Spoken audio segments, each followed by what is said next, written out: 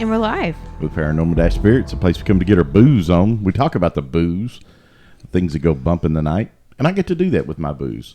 I'm Mike Black. To my left is my beautiful and delicious wife, Alyssa Black. Hello. Or as John pointed out last week, Alicious. Oh, Alicious. I like that. My hidden talents, combining words. Alicious. To make new words. Speaking of John, sitting directly across from me, my confidant sidekick, the lovely and talented John Burkett. Tonight, Alyssa's going to bring you a story about the Trans-Allegheny Lunatic Asylum. Much haunted, lots of spooks, lots of history. And before we do that, let's talk about all the places you can come to see us. You can come to see us on YouTube if you're listening to this on a podcast at 3B Paranormal Spirits. If you want to catch us on TikTok, Instagram, or X, you can go to paranormal _dash, and that's spelled out DASH _ spirits. You can go to our website at paranormal-spirits.com. That's kind of a launch pad. You can go to any of our sites from there. And we also have a swag store there where you can pick up your boozy koozie or your dad cap or your cup or your racerback tee or anything like that. Booze we're drinking tonight, the BUOOZE, is Lafroig Select. John, do you know anything about that? So it's not a non-age statement, Isla single malt. They take different casks of their different expressions and kind of combine them together and then age it a little bit longer in new American oak as opposed to ex-bourbon casks. Right. Yeah. So it's cool. Non-charred oak and new. I remember the first time I saw Lafroig on a menu. And I remember saying, how do you say that? And we looked it up and listened to Google with the little speaker telling you how to say it, because there is no way. I mean, maybe now that I see it, I'm like, duh, that's Lafroig. Mike and I own land at the distillery in the peat bogs. Oh, that's right. Mm-hmm. Forgot that. Tiny little 1-inch squares in the peat bogs. So, I haven't tried this. Let's try this. Cilantro? Cilantro. I've never had this one. I've only had the 10-year.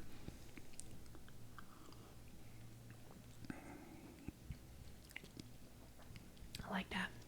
That's peaty. See, the nose is not as peaty as the 10.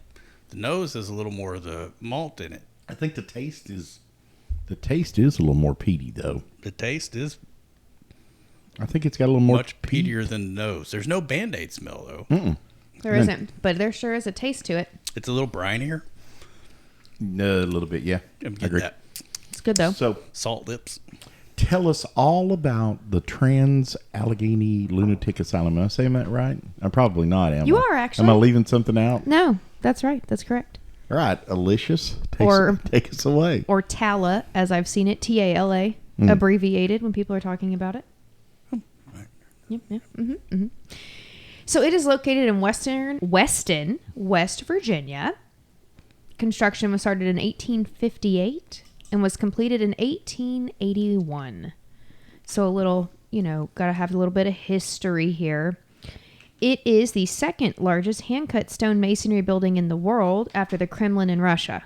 It is the largest in North America. Largest hand-cut stone masonry building. There are, let me get you the deets, 242,000 square feet. That's like a super center. 4 floors. It is 1,296 feet long. It has 921 windows and 906 doors. It is a 200-foot clock tower in the center. As big as an aircraft carrier. Dude, it's huge. And the walls are 2.5 feet thick. Somebody that documented that said that's so you couldn't hear the screaming. For those sandstone? Quartz crystal. 2 feet of quartz crystal sandstone. I guess it's sandstone. I don't know what it is. I guess it is sandstone. I read. So Mike knows what I'm thinking. I put in here amidst the 600 acres of property, and I don't really know that it's true or not, but some of the videos that I've recently watched about it say it's 666 acres. I have seen on 3 different ones That's what they said, right? It's 666 acres. I don't really know how true that is, or if that's just being kitschy because of the hauntings. I don't know. So how many buildings are there? I studied up for this. Did you? Mm-hmm. How many individual buildings? I'm not sure. 13. No lie. Well, 13 buildings. Okay. Well, 666 acres. Mm-hmm. So it's not destined to be spooked out or anything. It's in Gothic and Tudor architecture. Long wings are built in staggering formation, so you have one back, otherwise known as a low V. Mm-hmm. So it came together like that. And it was to allow for the abundance of therapeutic sunlight and fresh air for all connecting structures. In the 2 feet thick walls. Yep. Rock walls. This was known as the Kirkbride Plan from psychiatrist and later surgeon Thomas Kirkbride. He was a Quaker that went and experienced some time at a Quaker facility that dealt with the insane. And he liked how they felt like they were... When you say spent time there... He was a doctor there. Okay. He wanted to be a surgeon, but he was not accepted by Pennsylvania School of Medicine. So his family, which was Quaker, said, well, you should go spend some time and be the doctor down there at the Quaker asylum that they have. And it was built like this, where there was lots of sun... fresh air, rolling hills. The patients got to go out and about, and he saw how much happier they were. And my understanding of it was that that mental health at that time was like they literally chained them to walls. And, yes, and they were in jails. Mm-hmm. There wasn't a lot of places for them to go. It was bad all the way up until the 1980s and 90s, and then it got real bad. Yeah. It was better, and then it got bad, like really bad. Yeah, and then he, I'm not trying to take away from your story, but I was reading that he went to they called themselves friends. Yes, the Quakers call themselves friends. Right. That's how they speak of their brethren. So it was more of he said it felt more like a family setting for the hospital. Am I taking away from your story? Mm-mm. Okay. What's all the oats? The oats? What about the oats? He's talking about Quaker oats. Oh, gosh. Dad joke. Come on now. I'm going to start putting dad joke alerts just right up here. Dad joke. Go ahead. So, and he, along with Dorothea Dix, who was a nurse, yes, a DIX, Sir Dix, yes. That's not as bad as Anita. That's true. It's not. She was a front runner in mental health reform. She had seen a jail where they were chained and naked and just left there essentially to rot. And so she didn't think that was fair. And so she wanted to have a better place for them to receive help and not necessarily be chained to the wall. So what happened? Well, it got better and then it got bad again. Actually, she, from what I remember, she was huge in mental health reform. Yes, she was. She's the one that brought about, she got together with Kirkbride and they made this certain hospital, but together they did actually do others. They worked together with that. She ended up actually helping open the Trenton Hospital. There was in New Jersey? Yes. Mm-hmm. Her efforts, so the first state hospital for the mentally ill was opened in Trenton, New Jersey in 1848.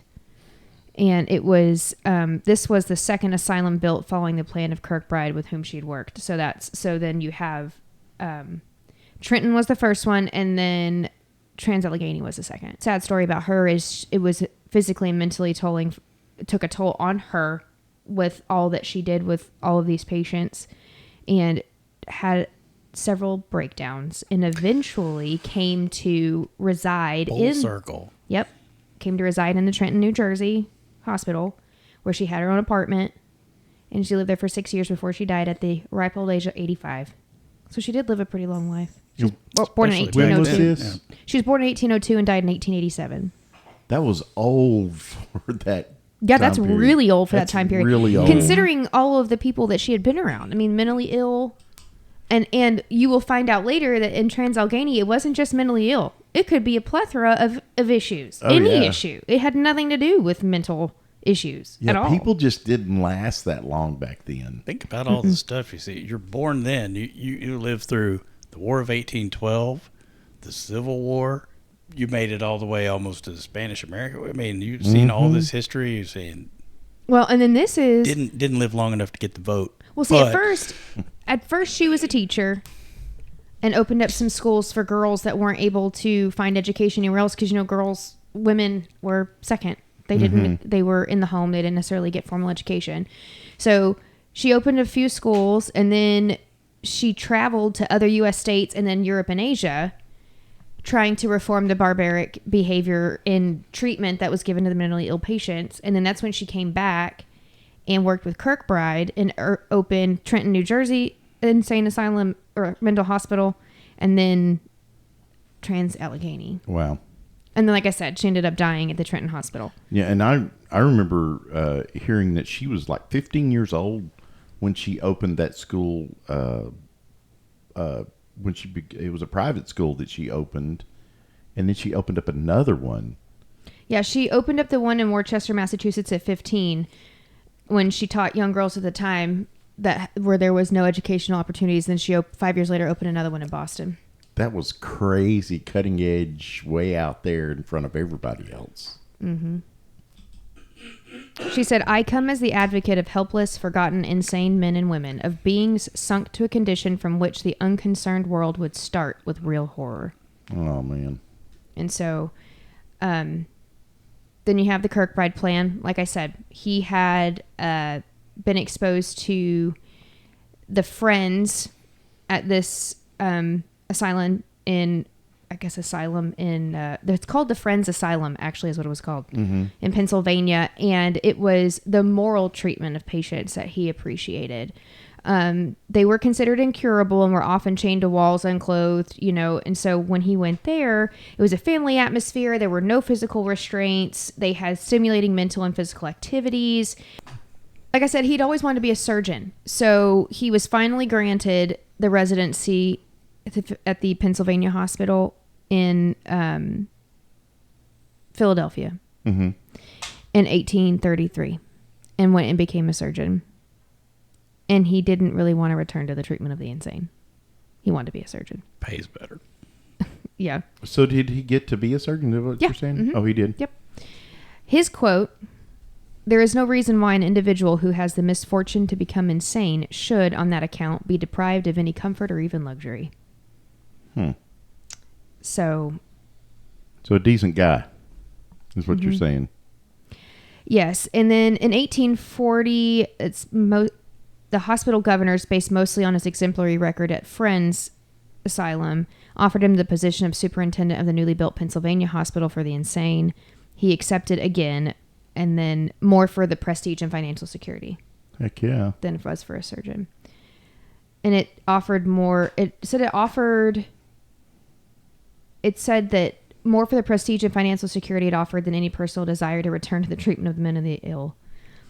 But he stayed in the treatment of the mentally ill for the rest of the 43 years of his life. Wow. Yep. So, let's go back to Trans-Allegheny. It was opened in 1864. It was designed to house 250 patients. That was all. That's a lot of space per patient. It sure is. That's because they wanted them to have a lot of room.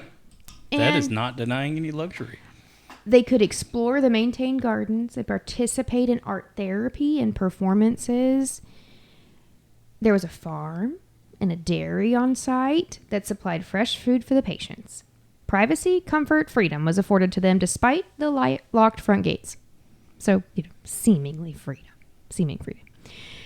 But by the 1950s, 2,400 patients lived there. There was a report of 26. and it was less than habitable conditions. It was closed in 1994 due to changes in treatment plans for mental illness and deterioration of the building. 10 times more than what it had initially been planned for. Mm-hmm. So there was overcrowding? Yeah. A lot. There was a lot of overcrowding. I'll get into that in a minute. That was just the basics. Mm-hmm. So let's take us to the Civil War. Okay, so this was started, the building was started in 1858, the construction. Mm-hmm. Okay, so Battle of Fort Sumter, April 1861. At this time, the asylum was in the early stages of construction. Southern wing completed, and the basement and foundation of the central building had been evacuated had been dug out and walled in. Concrete. Whatever they used. Mm-hmm. Virginia seceded from the Union in June of 1861, and with that, all non-war related work was ceased. But West Virginia did not succeed. It wasn't created yet. The 7th Ohio Infantry, led by Colonel Tyler, marched into Weston at 5 a.m. on June 30th, 1861, having marched 25 miles from northern Clarksville all night long. Colonel Tyler was well known in the town of Weston, having been a furrier prior to the war, before he enlisted in the army. Colonel Tyler and his troops entered Weston under the guise that they were ordered to seize any individuals thought to have Confederate sympathies. However, the true purpose of the mission: seize the $30,000 in gold at the Weston branch of the Exchange Bank of Virginia, which was being used for wages for the construction of the asylum. They were to steal it, before it could be sent to Richmond to support the rebellion. Damn Yankees always stealing our gold. Banker Robert McClandish, who resided on the second floor of the bank, was awakened to somebody banging on the front door of the bank and was ordered to turn over the gold, which he objected to, but then was made to comply. I don't know what they did to him, but he had to comply. He turned over $27,000 in gold, worth... Now, one report said $500,000 today, but when I literally looked it up today, it says it's over $1 million is what that's worth today. Now, that means there was $3,000 remaining in the bank, but they said that was to be kept for creditors. This money was then, the $27,000 that was taken was returned to Richmond and helped fund the new state of Virginia in 1863, later becoming the state of West Virginia. So... But there's no money at the bank now. None. They took it all. So the asylum, though it was partially built, was then known as the military post, Camp Tyler, and controlled the roads in the area. The completed wing served as barracks, and the foundation of the main structure served as stables. The Confederates raided the area several times throughout the war, and in 1864, they took another $5,287.85, worth $100,000 today, yes, down to the cents, from McClandish and the bank, but also took all food and clothing from the asylum that was intended for the first group of patients. So, by the end of the war, priority was given to completing the asylum, so while other towns in the area were in financial ruin that lasted for a decade, Weston did not experience this depression.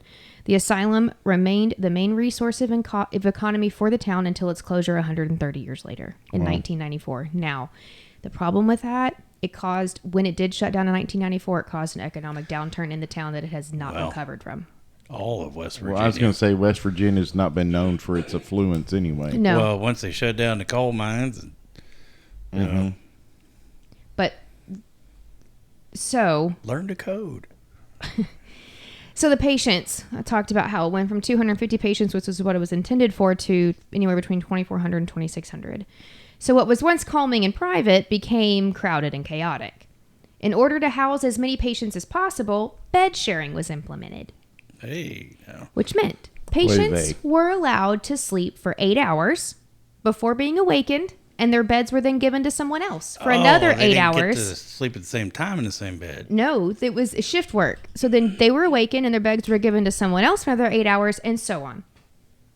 Yeah, so did they change the... Heck no. There was no reports of changing any kind of sheets. Not to mention, how do they wash clothes then? I mean... Scrub I know. washboards and They ain't got tubs. time for that. Yeah, They are well, changing you're these talking folks over. about- Fly soap. You're talking about you got 2,400 people and they can sleep in 8-hour shifts. That equates to 600 beds that would have to be changed out and sheets washed every shift. That gives something for the people who just got out of bed to do. You're While somebody else is using their bed, they could be washing sheets. talking about people who can't function on a daily basis trying to wash sheets, man. Go ahead. Now, Wait, but this is 1950s, so you have washers and dryers. no, this is not the 1950s. This is right after the war. Oh, okay. Well, this is when it became busy. I don't really know what year all of this happened, honestly, when it became this overcrowded. But I believe it was in the 50s. So you're right. Yeah, It just put probably them in a would have washing had. machine. The thing is, you would think, well, it's an insane asylum, right? Like, these are all mentally ill patients. They're not with other ailments. So, we're not spreading scabies and everything else. Well, Nay. Nay. Overcrowding was due to the myriad of reasons people could be admitted. Let's talk about what those reasons are. Asthma, tuberculosis, which there was a separate tuberculosis building. So they at They least did separated isolate them. those Okay. you'd have to, or you just have one big TB hospital. Yep. Rabies. I'm sorry, you said rabies. Rabies. Not scabies. No, not scabies, rabies. Which I'm assuming they just died. But that was the place for them to die. Falling from or being kicked in the head by a horse. Laziness. Indigestion. Indigestion. Political and religious excitement. Doubting personal ancestry. I think they should still be able to lock people up for political and religious excitement. They should. We'd be super overcrowded considering the way people are now. Imaginary female trouble. Desertion by Bitch husband. be tripping. Some bitches be driven. So they were tripping back then too. Desertion by husband. Wait. Desertion by husband. To include men being able to drop off their wives for reasons such as not Tripping. listening to their husbands or wanting to have a mistress and wanting the wife out of the way. When bitches be tripping, you just take them to You just got to drop them off to lunatic the asylum. Here's the other thing. Oh my god! If said husband decided to leave his wife there, she became the ward of the state. He didn't have to come pick her back up. That's one way. Save on legal fees. I mean, I suppose. No wonder they were more submissive back then. My God. It's awful. The other sad part of that, though, was that children were also dropped off with their mothers and left. Some children were born there and never left. And some were dropped off at the front gates, like as unwanted orphans. So they could just drop them off at the front gates. They could drop them off, the mom and the children. They have Sometimes that, like, the women safe, were pregnant. safe baby drop-off sign out there. No, I don't think so. I think they just dropped him off and hoped So if somebody you- found him. So if you had a kid that you thought was acting up for whatever, or you wanted them out of the way, you just took them to the psych hospital and dropped them off. Which is no different than today. Let's be honest. We saw that happen too. They didn't want to buy Christmas presents for their kids, so they would drop them off during Christmas, Yeah, which is that's sad. true. I mean, I hate Yeah, to we did say see that. that. Oh, But dude, that happened, and it was the saddest thing. Like, there is no reason why there should be any children in the psych hospital during Christmas for, I mean, maybe, I'm talking like 6-7-year-olds. Like, that was the saddest thing to me. It is said that much of the history of the hospital that's been reported by patients, it's been reported by patients that should never have been patients in the first place. see, no, that's crazy. Mm-hmm. That's truly crazy. Like, I mean, ridiculous. I mean, the reasons don't even stop there. I mean, there is some real craziness. Like, time of life, whatever that is. Is that like bloody flux? Well, bloody flux is dysentery, brain fever, bad whiskey, bad company. I don't even know what that is. Other was than a a band band. in that It Yeah, I was know a it's band a in band. the 70s. Bad company. Novel reading. I don't know if that means you're reading novels or you're just doing novel reading. I don't know. Immoral life. Not immortal. Immortal life. Some of them apparently are immortal, or at least they're kind of, well, they're not mortal anymore, but These are not like DSM. no, they're not. Ill treatment by husband. Homosexuality.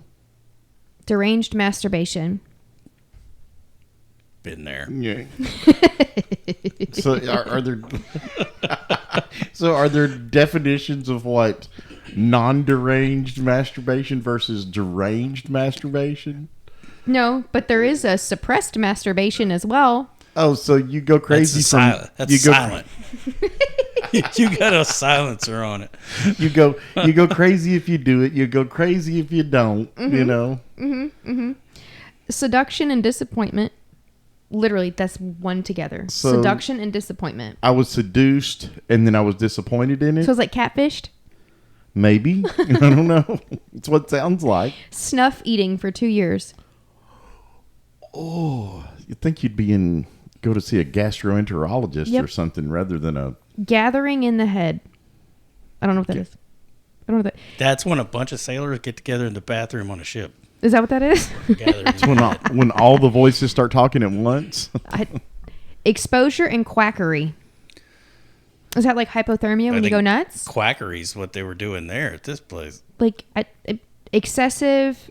So these diagnoses sound like quackery. Excitement as officer. I don't know what that is. Egotism. New word I learned. Dropsy. It's edema.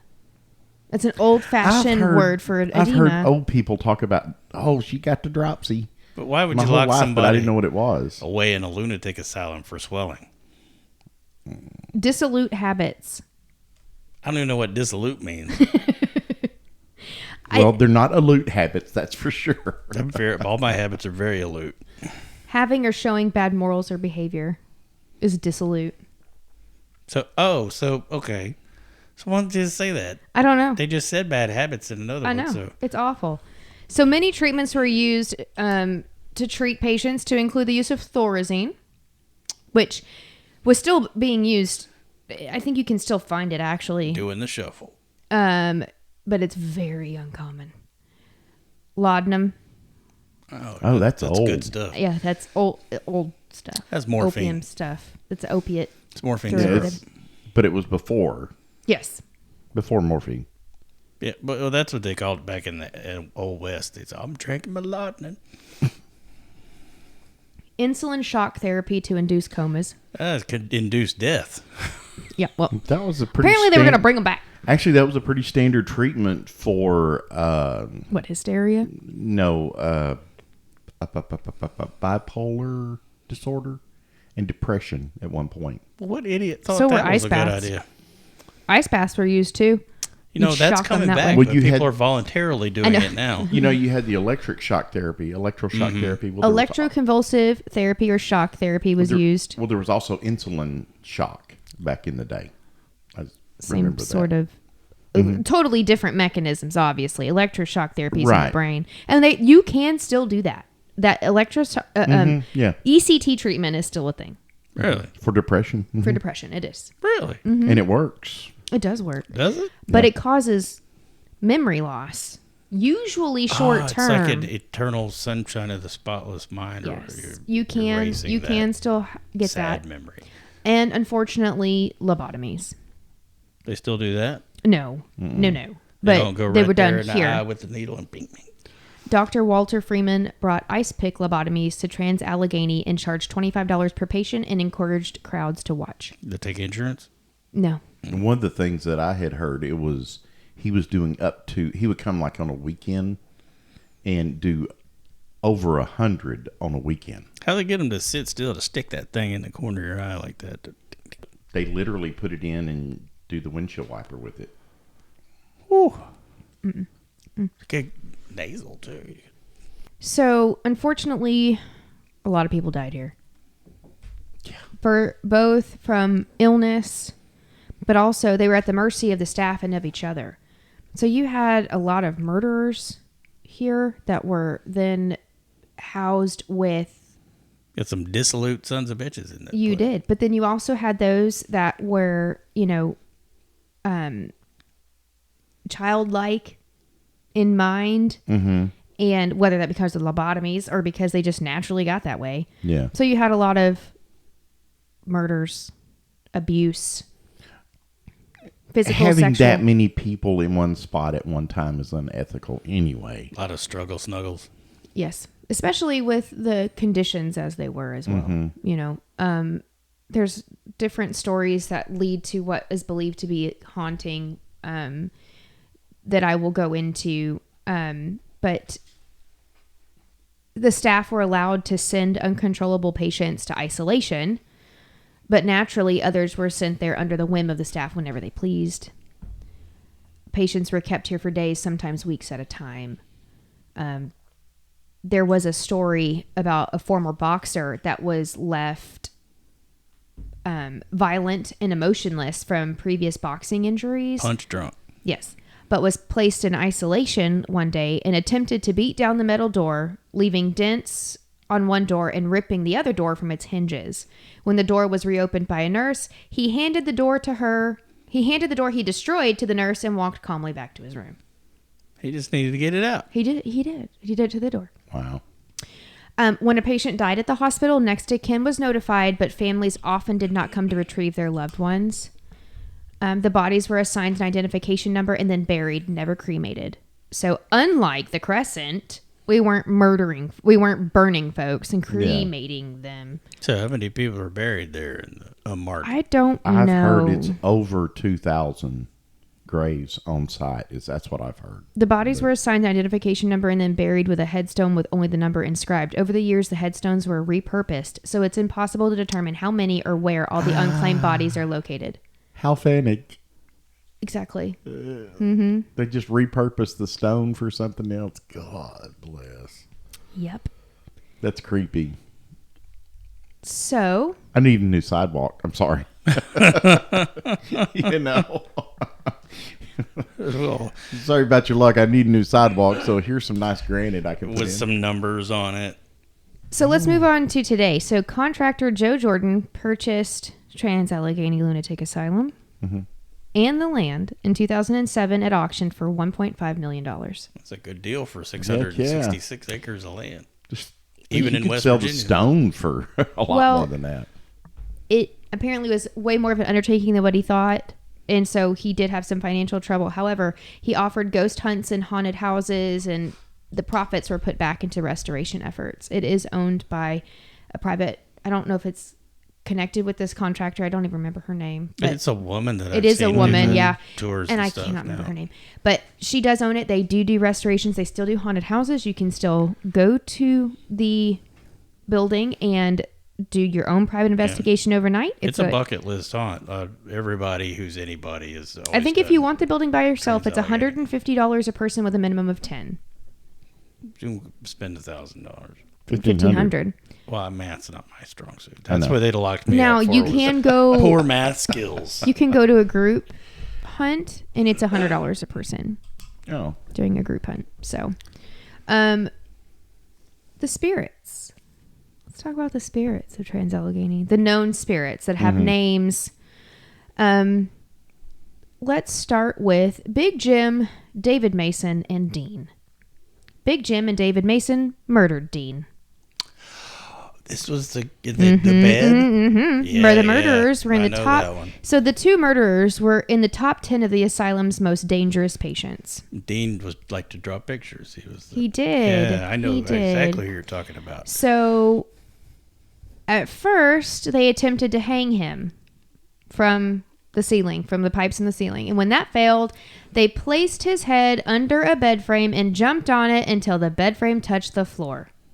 As you can tell, it's a very famous place. We all know That's a very famous story. When we were watching the video, there was a woman that had worked there and had found the bodies when he died. And she had said he had a childlike mentality and that she had been coloring with him earlier that day. Oh, and then that's found right. him This murdered. is the one that Jack Osborne and then they made contact with. Did they have like a Red Pod talking session with I believe Dean? so. Mm-hmm. So Dean is said to be a quiet spirit who has spoken a few times, but reportedly becomes quiet when the shadows of Big Jim and Mason arrive. And their arrival reportedly changes the energy in the room and causes people to feel ill and uncomfortable. You can tell when this lady tells the story, which from what I remember, she said there were 2 victims, but there's all the other stories say there was 1. Yeah, I've only ever heard of but the bedpost thing. During the retellings, the story, you could tell she was crying, and she hadn't been in the building for like 50 years, I think 30, 50 years, something like that. Oh, wow. And it was really emotional for her. But I don't know if they made contact. I didn't actually see that one. They have a REM pod session with, I believe, if I remember this correctly. And, I actually watched it today. He responds. They have questions back, and they have a back and forth intelligent communication with what he believed to be the spirit of Dean in the room where he died. Yes, he is said to be still there. And this is probably more recently than what you watched it, but one of the men who committed the murders is dead. And so since his passing, they've noticed a black mass moving across the hall back and forth. But with the psychic that they brought in, the medium, they said that it was not the bad guy. It wasn't the guy that killed him. It was actually Dean moving back and forth. Yeah, who was the psychic? Was it I don't remember her name. The guy, but it was the woman. Female. The one that they blindfolded and she walks through. Yeah, she was spot on. Pretty on impressive, yeah. There's another ghost called Slewfoot. Yep. Origin of the name is unknown, but the spirit of a psychotic patient haunts the upstairs floor and bathroom. In life, he reportedly roamed upstairs hallways and violently killed and tortured people in the bathroom. He's still there. I've heard of Bigfoot referred to as Slewfoot in certain apparently. parts of Appalachia. Slewfoot's an old name. Yeah. That's what this is what I saw that the spirit is referred to. And then of course the seclusion cells, like I spoke about, the boxer that destroyed one of the cells. Unnamed spirit is said to haunt these cells. Visitors have reportedly been pushed or scratched, and reports state hearing EVPs, "Get me out of here," which would be appropriate. Very appropriate. There is the creeper. I've heard about the creeper too. Yeah. Resides on the top 2 floors, showing itself as a black mist type creature, and has been heard scurrying across the building's lengthy floors like a crab, with a crab-like sound. It'll go up the walls and ceiling as well. I've seen somebody caught the creeper on camera. Yes, it was the ghost hunters. It was Taps. Taps? No, it was not. I think it was no. Zach. No. The one that does his own show again. The one from Paranormal Lockdown. Nick Groff. Yes. Nick Groff. I don't know that it wasn't on the ceiling. They caught it on the floor. It was Nick and the same woman that works with Jack Osborne now. Katrina Weidman. Yeah. You can see that it was a white mist, and you see it is Dude, it looked like a person just slithering along the floor. Creepiest. But it had this like tail appendage on it thing. And what was interesting to me is one of the other investigators that have been there caught something very similar with the whole. They said it looked like a tentacle, which, I mean, you could call it that, or you could call it a tail coming off of it, or whatever it was. But it was almost like an alligator, just that length, and just crawling across it. Well, it was creepy. But that woman who gives the tour said it go up the ceiling and crawl across the ceiling upside down. Nope. There are some less hostile spirits. Civil War soldiers. There was a Civil War section of the building where wounded soldiers were kept when it was a military post. The wounded who died are said to still haunt the halls, with sounds of heavy footfalls and boots, moaning, and then misty forms and shadows being seen in that part of the building. James. James is said to have had a heart attack in one of the upstairs bathtubs, but he doesn't reportedly cause any trouble. He just still hangs out in the bathtub. Nurse Elizabeth, known to roam the halls with ex-residents in death, much like she did in life. Ruth resided in the Civil War wing with the vets, but she hated men and reportedly will throw things at male visitors if she can. And then the most well-known genteel spirit, Lily, the little girl. So, there are multiple stories about how Lily came to be in the hospital. She was said to have lived at the hospital her whole life. But, so there's some stories about Gladys and Lily. And the story is that her mother, Gladys, was sent there after being pushed upon by the Civil War soldiers. Leaving her pregnant. Got it. And so... Struggle snuggle. Yeah. So, there's one story that she was pregnant when she got there, died in childbirth, leaving Lily alone. There's also a story that the child that she gave birth, Gladys gave birth, the child, Lily, died shortly after birth, but Gladys survived. So there's differing stories. Other legends say she was dropped off as an unwanted orphan. Yet another story, the girl was about 9 years old, wearing a white dress. Her mother, an only child of a prominent family from England, was brought to the hospital already pregnant. She was told her parents were killed in an accident and couldn't come back for her. She had to remain at the asylum where she gave birth. Both mother and daughter lived the remainder of their days at Trans-Allegheny. So, most of the stories that I see state that however she lived here, she died at the age of 9 due to pneumonia. So I'm assuming that Lily is much like Sally in that there's lots of stories, but there's no documentation anywhere. Right. These are all from mediums and psychics. Gotcha. It's not from and what they can gather from different EVPs and things like that. There's really nothing written that verifies that Gotcha. Lily was actually Right. there. In one that we watched, in one of the videos that we watched, apparently she used to haunt the hallways and now she haunts her bedroom. That she has claimed a bedroom. Her room is painted yellow. The paint is peeling though in the bars. Aren't they all those places? Like there's actually bright peeling. green and there's some teal and some sky blue, but her room is painted yellow, though the paint is peeling and the bars remain on the windows. People will leave her toys and candy. They claim the toys move, sometimes on their own and sometimes on command. She's been known to roll one of the many balls left for her, and sometimes she'll play ball with you. She'll roll it back and forth with visitors. They'll roll it, she rolls it back. That'd be impressive. And the candy is said to have disappeared when it's left. That's called rats, ants, and roaches. There is a music box in her room that has a little ballerina, and it's reportedly plays on its own at times. In one video, it was reported that Lily, or like I said, haunted the hallway. Now she's in the room. Her giggles have reportedly been heard in the room and down the hall.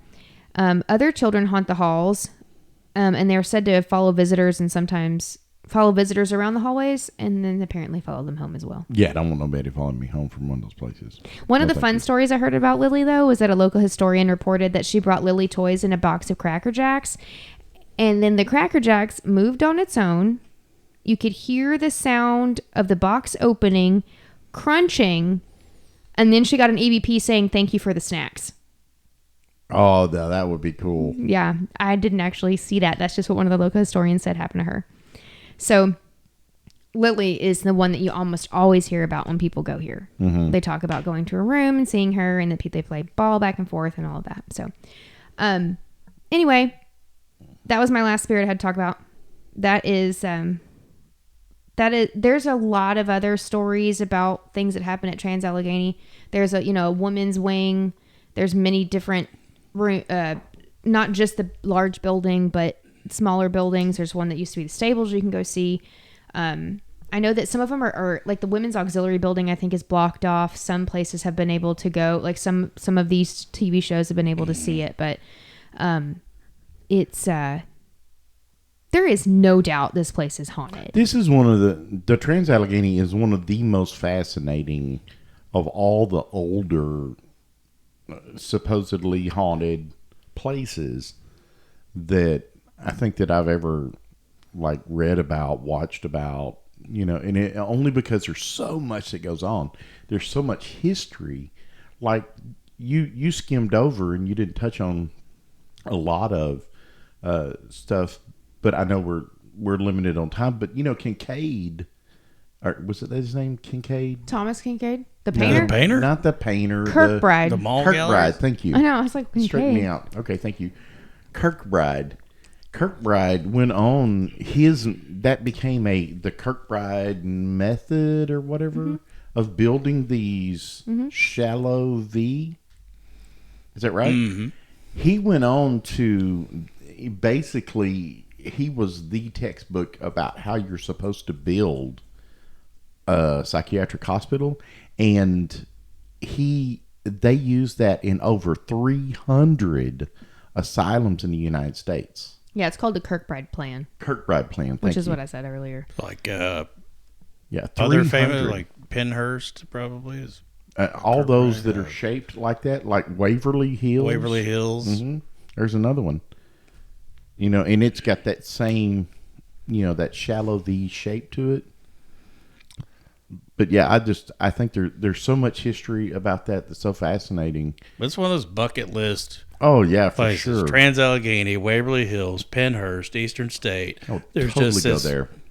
Well, they said the problem is that the popularity waned in the 20th century, largely because the economic pressures of maintaining such huge, immense facilities, and then of course his theories came under attack. But I mean, I think the problem that you see all these mental health, and a lot of reasons why I think a lot of these old mental health asylums are still so haunted is because of the conditions that people were under, and the treatments, and yes, I mean, and so many of them died from these treatments. Quite frankly, some of the people that are there, you go those criminally insane, violent people and stuff, and the things that they would do to other inmate patients, whatever you want to call it.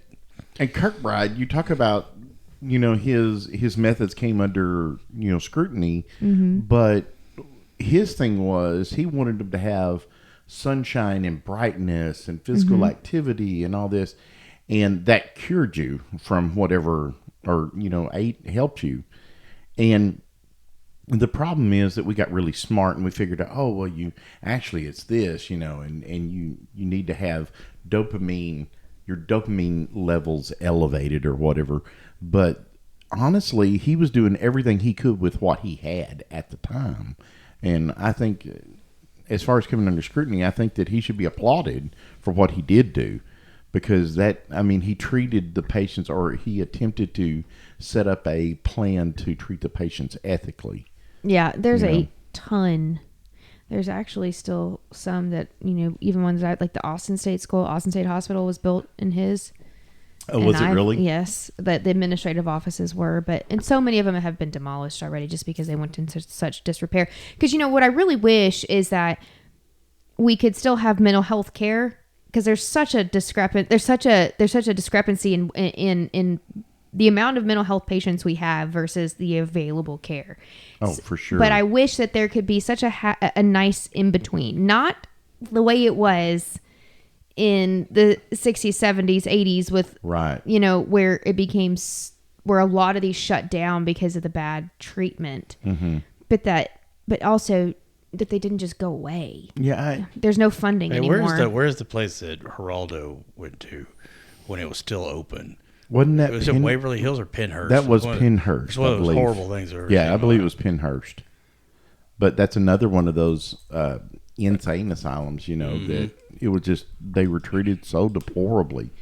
And there was no oversight, and I think that's one of the things that, because of Geraldo Rivera and him bringing that out, there was a light, a big Willowbrook. Willowbrook. Thank you. Yeah. And, there was such a bright light shown on it that people realized how deplorable the living conditions were. Can't even call that living. The conditions were for these people. But a lot of it's no better now, because now you have them in the big cities, especially in California, living on the street. Oh, I was going to say now 100,000 of them living in Los Angeles and I think we went too far the other way. Too far the other way. Yes, it wasn't. We needed to put more control over it. There need to be some oversight. There did need to be some oversight. And, and you and I both worked in that. And there was a lot of oversight. We even saw changes that came in with mandated video cameras in all hallways and things like that to prevent any kind of, if anything came under question too, a lot of that was what that was. It wasn't a distrust in staff.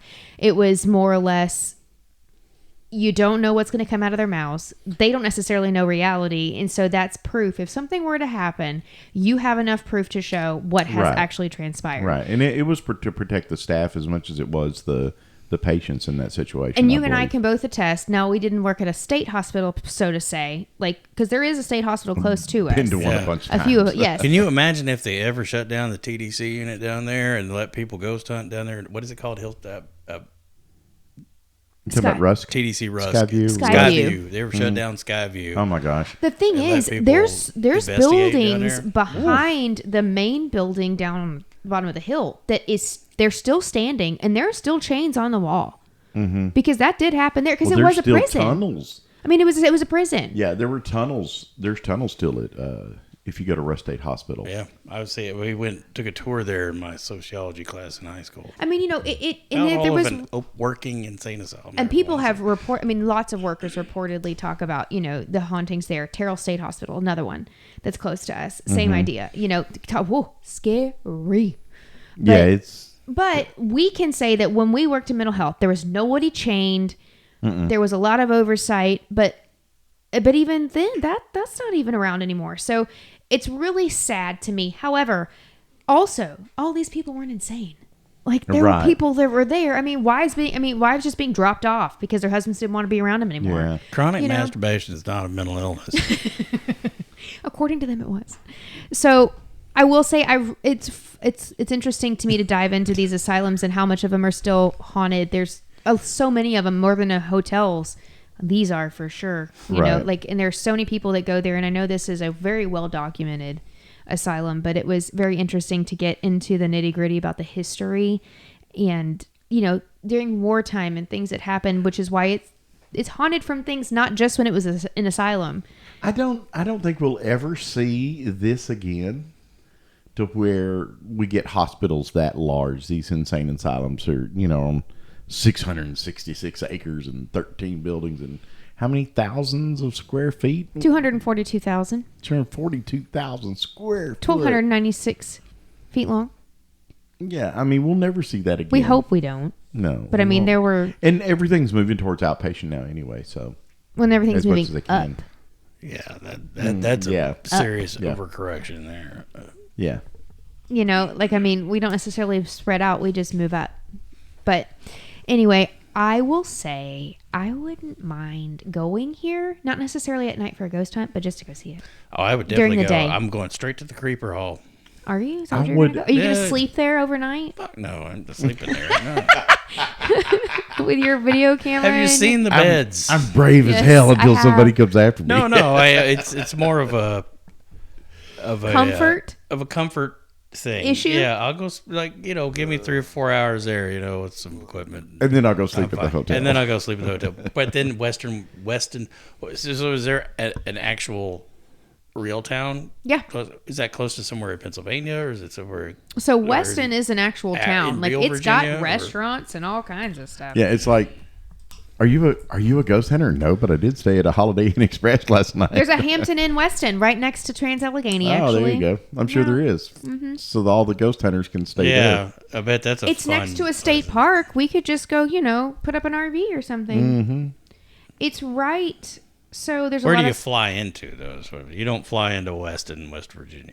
No. Unless you're landing in a backwoods cocaine strip somewhere. Middle of the... Not everybody in West Virginia does cocaine. Honestly, I would assume that you would fly. Cocaine. They use meth and pills. I bet you would fly either into Richmond or Pittsburgh. Probably Pittsburgh, actually. Hey. Pittsburgh looks closer. Mm-hmm. Yeah, Permani's sandwiches with the French fries. There you go. So in your research, did you hear about, I forget, remind me, who was the guy that marched down during the Civil War? Sherman. Colonel Tyler is the one that... Colonel Tyler. Oh, so a different march. This is what I read. I went and read up on this because I thought this was very interesting. They marched down overnight, and it was 25 miles from Clarksville. Overnight, which that's a long overnight march. So these dudes, let me tell you... 25 miles in like 12 hours? Full... they were not marching; they were running. Yeah, that's. I guarantee you, they were running. Oh yeah, I'm agree. There's no way they did full kit or everything. You're going to cover. Yeah, they're 25 at a jog. miles overnight. Okay, so they're at a jog going down. Cavalry could though. Yeah, but I don't think this was. I think this was infantry that moved down there. So they come at a jog all night long, and they get there right. So then it was not actually Tyler that went. Tyler was rounding up the Confederates. It was a captain and 2 men is all that went to the bank and said, "Hey, dude, you know what would have made that a way cooler story is if the gold disappeared before it made it back to D.C. or Richmond, or if like some I know, wouldn't that be Confederate fun? raiders came and took the gold to get it back to, but it never made it there. Yeah, and I thought it was really cool that they did take the gold. It People went be and, looking for it now. and they helped form the state with it. But then they paid. Captain List was his name. Yeah. So Captain List and his two. He took 2 armed soldiers and made a beeline. Yeah, and so he's the one that actually went and stole the money Which was the actual purpose. Which was under the that whole guise purpose, of, yeah. That was really cool. That was like That's some Kelly's Heroes type I was stuff. going to say huh? that's some Ocean's 11 shit right there. I was thinking more Kelly's Heroes because you've got like a Sherman tank and like Right. 5 dudes going to steal some Nazi gold. So it's 2 hours and 8 minutes from Pittsburgh to Weston, as Oh, that's opposed to close. Richmond, which is 4 hours and Richmond's 50 minutes. that's in real Virginia. Yeah, so Well- that would definitely be where you would fly into from a big airport. I and have then been to drive. Virginia. It's beautiful. It's I've for never- lovers. It's I've beautiful. That's never. Virginia. Have you been to West Virginia? I have not been to West Virginia. Me either. I'm kind of scared. I hear it's rough there. I feel like there's part of my family that's from Virginia, not West Virginia. Maybe it is West Virginia. I think it's Virginia. But regardless, I'd like to go over there because I think it's really pretty. If you all ever, the videos, if you get I've really seen interested pictures. in deep West Virginia, there is a documentary called "The Wild and Wonderful Whites." I think it's called "The Wild and Wonderful Boone County." It's about the white. It's about the. Hey, that sounds very racist to me. No, No, that's the it's the- family name. It's Oh, the okay. incestuous family, right? No, they're just So crazy. we gone from racism to incest to... No, there's one This is one of the that's funniest. well documented so it's about all that. in Boone County, West Virginia, which is deep Appalachia. This is you just have to watch it. It's great. Johnny Knoxville produced it. And one of the funniest things I've ever seen in my life. One of these guys is holding a pill bottle and he's shaking it. He's like, "That's a Boone County mating call." It's a bottle of Like oxys. Yeah, okay. I'm sorry, it's the West Virginia inbred family, the Whitakers. No, that's I know what you're talking about. Well known. I'm I've not seen it. trying to be Yeah. like weird. No, like that's it's- well known. No, the whites are not. I mean, there was one guy with a kind of like the patriarch. I can't remember his name, who was a well-known like singer and dancer and stuff, tap dancer. You know, like step hillbilly. Do a little step jig in. for us. Show us. No, How did it go? Can you do that again? So you would always y'all- bring us the coolest stories I about like- the historic stuff and the... I like the history of them all. I think it. Well, I mean, I think you don't really understand the hauntings, especially of this place, if you don't hear the history. Mm-hmm. Why it's built the way it is. The Civil War part. Like there's Civil War. It's people that still haunt it. They say, soldiers and stuff. Why was it 666 acres? I don't know that that's true. Well, I've heard it a lot. you could look So I up guess that makes it the so. documentation. Just look. I mean, Because surely- I'm going to look that up? No. Are you going to look that up? no. Yeah, okay. I'm going to go I don't with... know they have computerized records in West Virginia. They still have deeds. So I'm sure that the guy that bought We're it... offending everyone from an entire state, like all Yeah. 5 of them that have internet. All 5 of them. That's awful. Oh, Sorry, that's bad. sorry. So would y'all That go was there bad. and do ghost hunts there? Because we don't Hell have yeah. any hillbillies in Texas. No, Yeah, I know. Like No, we are the not at all. last people to be talking. Yeah, we shouldn't be making fun I don't of think the anyone. internet's made its way to Vider either. So I mean, some of my folks didn't even have running the water. Fact that we live in East Texas. yeah, but we live On in the Northeast edge- Texas, on the not edge Southeast of Texas. deep. Oh, hell, I didn't even have running water and electricity. Exactly. Let's at be one honest. point, I so- mean, come on now. We live in a town of like 150,000 people in Northeast Texas, No. 90 miles from No. Dallas. True. Actually, it's only about 100,000, but we go to 300,000 during the work week. And school.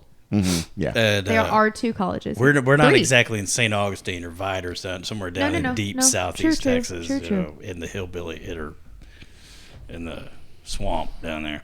So what else you got for us? Is Let's that go it? here. You want to go? I just want to go visit Virginia, West Virginia, see this. It'd be really neat. It's pretty. I mean, that It ain't pretty. is. It's probably not pretty there, but that would be a fun thing to do. It's I will go. beautiful. How much does it cost if you don't have 10 people? I mean, Like I said, if you can go to for It's a a minimum group, of it's 10. 100. are they charging taps for the entire I don't think they crew, charge producers, taps. and everybody? I don't think they charge taps. You can go with a group. So you call and you schedule it when there's multiple people that want to go, and it's $100 a person. And that's with just rando folks that are going to show up with you. Like one story I read was they showed up to do it And Look at there was idiots 50 like people with them. like the twins and Sam and Cody or somebody. Like Now they probably acting paid. like They paid to idiots. shut it down and do Don't their own. bash them because they got a heck of a lot more views than we do. Yeah, because they fake stuff. It doesn't matter. But Don't bash, listen, 'cause I'm they- fixing to cut all that. I'm gonna tell you, I'm gonna cut all of it. We can't bash people like that. But they paid to be there. You know what I mean? Like you can pay Oh yeah. with a minimum of 10 people. You can pay to be there on your own. They'll shut the whole damn place down. You can go by yourself. No, thank you. I ain't trying to take nobody home. Do you know? No, as that- long as the creeper doesn't follow you. No, but you're all right. the other one though, the one that says a group, it's a guided tour. Oh, So okay. you can go with guides, which actually they tell some really cool stories. And there's a story that Lily has her favorite guides that she connects to. So that there's some guides that show up and she's almost always like there's a balloon that moves. But I want to see and- the creeper. I ain't trying to see no freaking creeper. I'm gonna go in Lily's room while y'all go try to find some creepers. I'm gonna play Y'all. ball. Creeper. I ain't looking for no creeper. Although the thing That scared when me. Jack Osborne had the intelligent back and forth with presumably Dean, that's one of the coolest things I've seen. That was very It's cool. very And he cool. said that was the most. He was very emotional about it. Yeah, he said that. God, what was the word he used? He said, Moving. well, essentially, yeah. He said, I've never experienced anything like that in all these investigations that he's done. He said he's never had anything like that. It's crazy. Yeah, Still want to see the creeper though. I don't see. You can go see the creeper. I'm gonna go visit Lily, and I don't know what he's gonna go do. He's gonna go see if he can connect with those soldiers. I ain't looking for no creepers. Oh, that Alrighty. was fun. It was fun. Y'all can hit up some Lefroy if you like some iodine mermaid bath water. Actually, this is not as iodine. It's not as band-aidy as The as peat is tenure. great. I like the peat in it. I think really it tastes do. good. I do too. I think the peat's really good It's in not that. super strong. I mean, like it's super not Lagavulin, ethanol-y. but No, nothing is. yeah, nothing is exactly. But it's really good. Make sure that when you go to check us out on YouTube, man, if nothing else, hit that subscribe button. Just subscribe. And we won't spam you. We won't send out emails. We won't put you on any mailing list. And it helps us. It feeds the YouTube monsters. Sure does. You don't have to hit the notification bell. It'd be nice if you did, but No, you don't have yeah. to. Just hit the little boop. Yeah, just I one do click. that all the time. I Just did that today. I was watching that thing I showed you, I did one yesterday. and I was like, "Oh, that's pretty good." I'm gonna subscribe. I want to see what else they do. Yep. All right. Y'all have a good night. Nighty Bye-bye. night. It's on Asylum Drive.